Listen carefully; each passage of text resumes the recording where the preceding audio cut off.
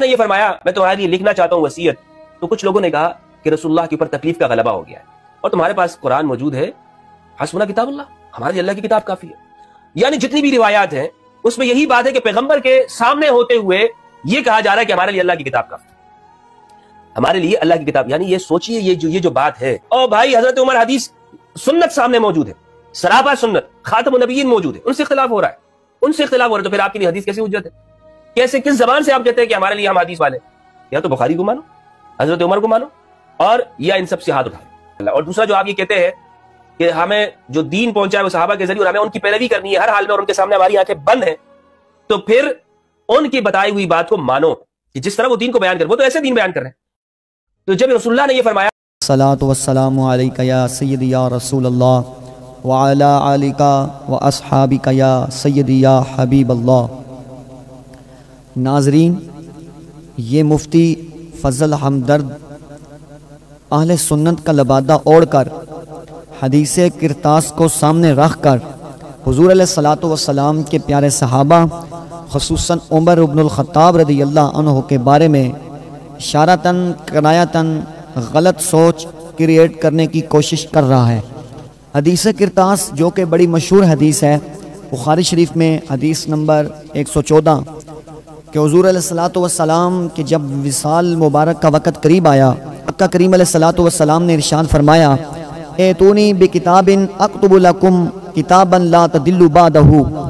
जब ये हुज़ूर अलैहिस्सलाम ने हुक्म इरशाद फरमाया, हुज़ूर अलैहिस्सलाम की मजलिस में सहाबा इकराम भी तशरीफ़ फरमा थे, अहले बैत अतहार के अफराद भी तशरीफ़ फरमा थे।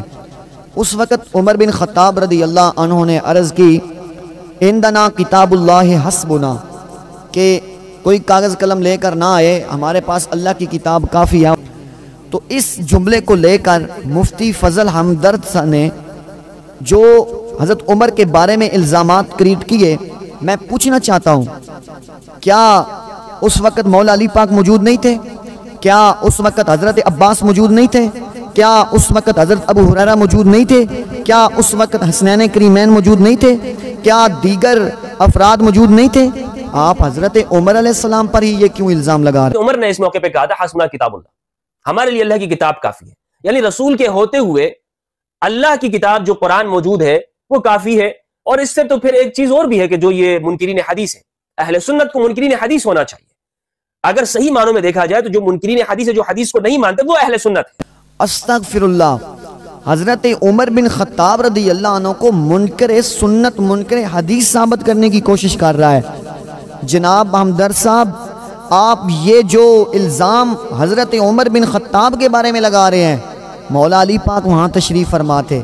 मेरा ये आपसे क्वेश्चन है, जो इस्तिलाह, जो इल्ज़ाम आप उमर बिन ख़त्ताब के बारे में इस्तेमाल कर बिन ख़त्ताब पर लगा रहे हैं, क्या आपकी ये राय हज़रत मौला अली के बारे में है? आप हज़रत उमर बिन ख़त्ताब रज़ियल्लाहु अन्हु की शान के बारे में ऐसे जुमले क्यों बोल रहे हैं? इस रवायत को लेकर आप अहले सुन्नत की आवाम में ये तासुर पैदा कर रहे हैं कि वो कोई और दीन बयान कर रहे थे, हुजूर का कोई और दीन था। अस्तगफिरुल्लाह, आप ये कह रहे हैं कि जो अहले सुन्नत हैं उन्हें मुनकर हदीस होना चाहिए था। इंदना किताबुल्लाह हस्बुना वाले जुमले को लेकर आप ये सारे एतराज़ात हज़रत उमर बिन ख़त्ताब रज़ियल्लाहु अन्हु के बारे में क्रिएट कर रहे हो। इल्म की दुनिया में आओ, मैं तुम्हें हदीस के ज़रिए इसका जवाब पेश करता हूँ। ये मुस्नद इमाम अहमद शरीफ है और इसकी जो हदीस नंबर है वो 583 और हदीस नंबर 693, और इसी तरह यही हदीस मुबारका मुस्नद अबी याला में हदीस नंबर 4165 है, और यही हदीस मुबारका अल अदबुल मुफरद हज़रत इमाम बुखारी रहमतुल्लाह अलैह की किताब है, हदीस नंबर 156 है। हज़रत मौला अली रज़ियल्लाहु अन्हु खुद इरशाद फरमाते हैं कि आका करीम अलैहिस्सलातु वस्सलाम ने इरशाद फरमाया, काल या अलीयुन एतनी बेताबकिन अक्तुबु फीही मा ला तदिल्लु उम्मती बादी।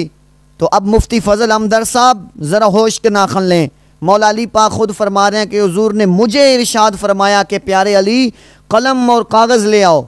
अब आप हज़रत उमर पर कैसे इल्ज़ाम लगा रहे हैं? तो हुक्म तो हज़रत मौला अली को ख़ुसूसन हो रहा है। अब जितने इल्ज़ामात, जितनी गलत सोच आपने हज़रत मौला उमर पाक के बारे में इस्तेमाल की, क्या आप ये मौला अली पाक के बारे में इस्तेमाल करना पसंद करेंगे? नहीं। तो फिर मैं आपको ये दावत देता हूँ, इस सोच को ख़त्म करें। आपके अंदर जो बैरूनी जरासीम असरअंदाज हो रहे हैं उसको ख़त्म करें।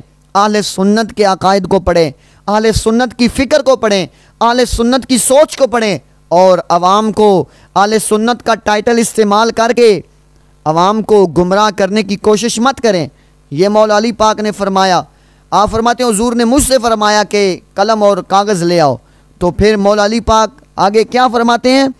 फिर हुजूर अलैहिस्सलाम ने क्या वसीयत की, हुजूर अलैहिस्सलाम ने क्या इरशाद फरमाया जो हुजूर लिख कर देना चाहते थे। अब पूरी दुनिया की राफजियत के लिए ये दावत फ़िक्र है कि जो तुम्हारे अंदर ये सोच पैदा होती है कि मौला अली पाक के लिए खिलाफत लिख कर देना चाहते थे, अब सुने मौला अली की ज़ुबान से मौला अली क्या फरमा रहे हैं कि हुजूर अलैहिस्सलाम ने मुझे उस वक़्त क्या वसीयत की। तो हुजूर अलैहिस्सलातु वस्सलाम ने इरशाद फरमाया, फ़जाअला यूसी बिस्सलाते वज़्ज़काते वमा मलकत ऐमानुकुम। हज़रत अली फरमाते हैं हुजूर अलैहिस्सलाम ने आखिरी लम्हे में जब मुझे कागज़ और कलम लाने के लिए कहा था लेकिन मैं नहीं लेके आया, उस वक़्त जो आका करीम ने मुझे वसीयत की, फरमाया नमाज, ज़कात और अपने ग़ुलाम के बारे में अपने अल्लाह से डरना। आप इस तरह फरमाते रहे यहाँ तक कि आपकी रूह जो है वो आपकी रूह मुबारक परवाज़ कर गई। अब बताएं, जो तासुर अहले रवाफ़िज़ के ज़हन में है कि हुजूर अलैहिस्सलाम जो है वो मौला अली पाक की खिलाफत लिख कर देना चाहते थे, उमर पाक ने रोक दिया, कि हुजूर ने कलम कागज़ लाने का कहा, उमर पाक ने रोक दिया। अब मौला अली पाक का ये फरमान, ये हदीस मुबारका अहले रवाफ़िज़ की तमाम गलत सोच को बहा कर ले गई। मुफ्ती फजल हमदर्द, होश करो, मकरो रिया से काम न लो, या इस्लाम पे चलना सीखो, या इस्लाम का नाम न लो।